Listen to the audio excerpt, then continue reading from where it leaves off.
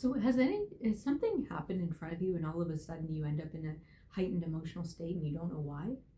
Have you been in a situation and the situation didn't match the emotion that you're in? Meaning that, like, has something happened and you got teary-eyed, or you got really angry or something like that, and you have no idea why that is happening? So you hear a lot online about like being triggered or a nervous system or things like that. And my name's Tree. I'm a human behavior expert, and I'm here to tell you that there's ways in which that you can actually learn how to move through those in a very loving and healing way. And all of us as human beings, I mean, every moment of every single day we're in an emotional state. Also, too, there is no way that we can unexperience things.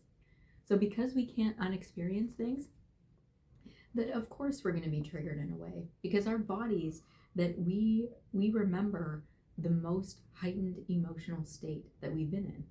So of course, if there's something that negative that happened to us, that would put us in a heightened emotional state. The majority of the time, once we become adults, it's impossible to even know what those are. And we don't want to know what they are. We don't want to go back and relive things that felt crappy in the first place. That's not what we want to do. Nobody wakes up in the morning and thinks, oh, I wonder how many crappy things that I can experience today. Says nobody ever. So what if all of a sudden that you learn new ways of noticing of how it is that when you are getting triggered in a certain way, that you could actually learn your own unique way? Because we're all different. There's not just one answer. If there was, that would be easy, but there's not. So it's important that people learn about themselves so that they can actually change themselves and move through the things that they need to move through in their life. Because you don't want to spend the rest of your life just being triggered or being emotional or being angry or whatever the emotion, your common tendency emotion is.